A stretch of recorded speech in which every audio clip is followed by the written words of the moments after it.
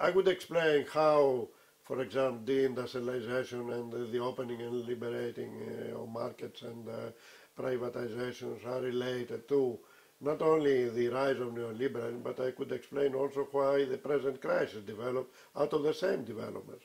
That is, what happened was that once markets were open and liberated, then, as I said at the beginning, capital started moving from countries like Britain and Germany to paradises of low-cost production and so on. And that's how we had the deindustrialization process, which began in Britain in the late 70s and in other countries as well.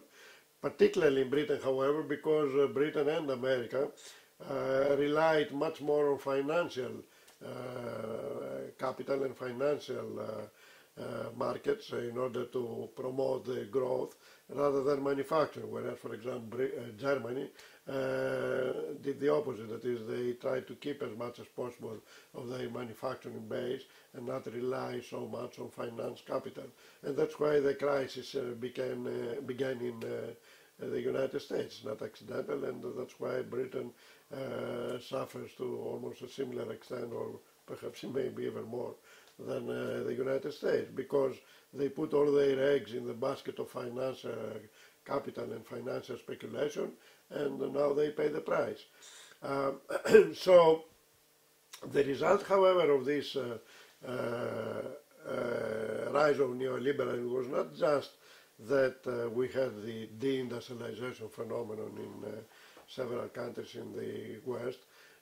It was also that it created conditions, and we're coming now to the present crisis, it created conditions where countries like China had the opportunity to accumulate a lot of capital, because out of the mass expansion of their exports, may have been most of the Chinese exports are made in China, products of multinational corporations, but still the Chinese government collects a lot of money in terms of taxes and so on out of this activity, of course.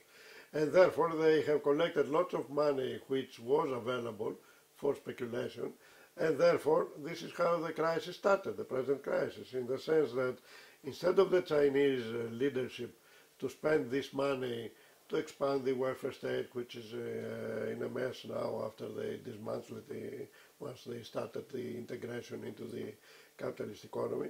Instead of spending the money this way, they instead invested their money in finance companies and bonds and so on, American, British and so on. And this created a lot of liquidity, as we call it in economics, that is, a lot of money was available for speculative purposes, both in the States and in Britain, and given the globalization of capital everywhere in the world. And this is how the crisis started. That is, the financiers started becoming more risky, started undertaking more risky projects, and they created these various financial bubbles, which at some stage exploded, and now we all pay the price. Of course, not all. The people who created the crisis do not pay the price, but everybody else does.